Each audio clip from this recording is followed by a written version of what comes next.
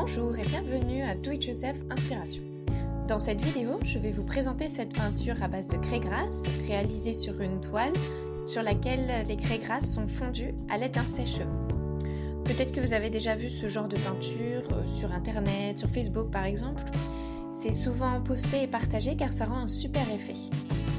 Donc, je voulais donc essayer moi-même et voir comment ça marche. Et je trouve le résultat tout à fait satisfaisant et super cool. Voilà. Donc je vous montre maintenant comment ça marche. Et vous aurez donc pour ce tableau besoin de craie grasse. J'en ai ici 24, des jumbo car elles n'étaient pas chères, mais c'est vraiment pas important.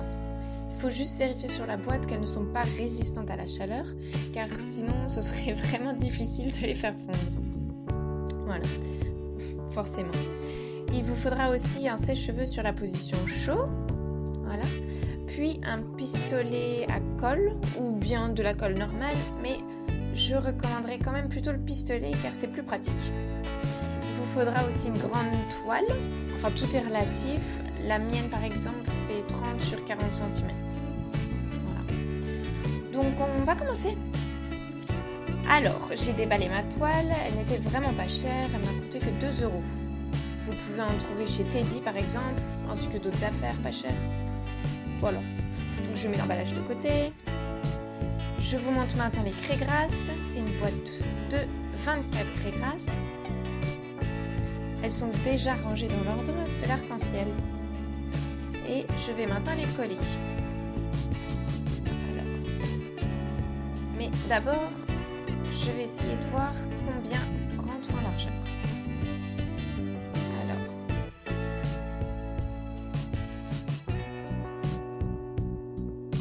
Voilà, donc je les dispose. Je les dispose sur la toile.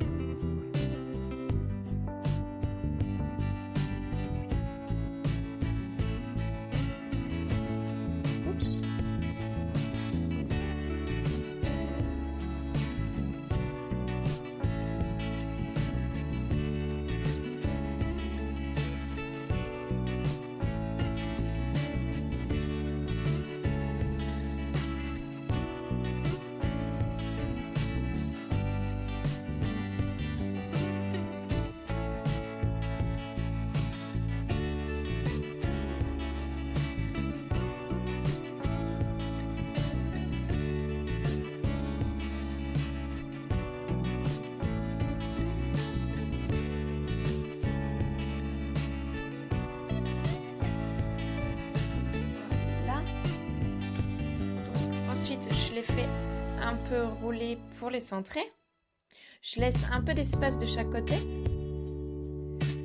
Et ensuite, je vais toutes les coller sur la toile. Comme je le disais, ma toile fait 30 sur 40 cm et le côté le plus haut se trouve en haut, donc 30 cm. Voilà, je mets aussi l'emballage sur le côté et je commence à coller.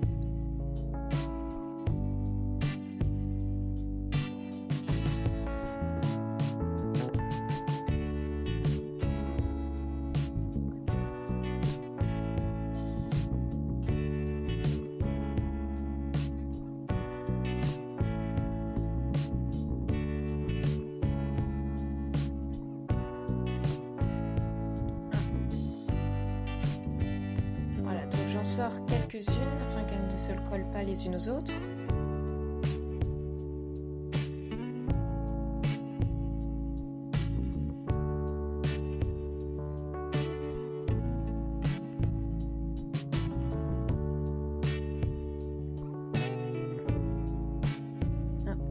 Celui-là vient ensuite ou l'autre? Non. Je les prends simplement dans l'ordre où je les ai enlevés.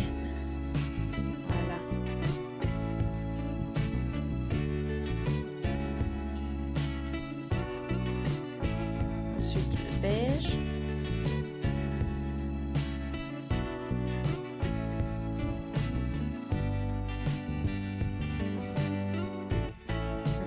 Je vais prendre l'emballage pour m'aider.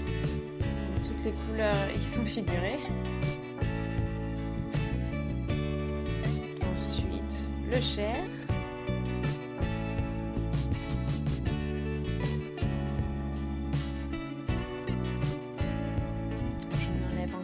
quelques-unes.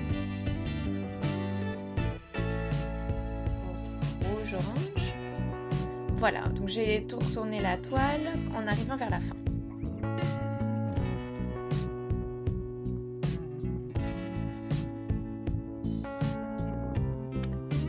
Voilà, on arrive bientôt à la partie la plus drôle quand on fait fondre le tout.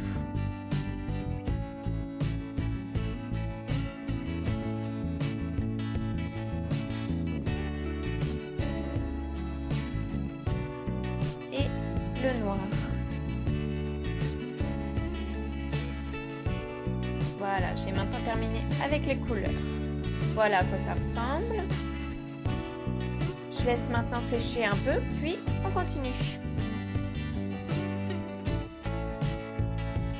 Voilà, avant de pouvoir commencer à les faire fondre, j'ai bien recouvert tout le mur et le sol sous la toile de papier journal car les craies grasses vont couler le long de la toile et aussi en dessous. Donc il va y en avoir partout. Donc, surtout, protégez bien pour que ça n'abîme rien. Ce serait vraiment dommage quand même. Donc voilà, avec du papier journal, du papier, et on peut y aller.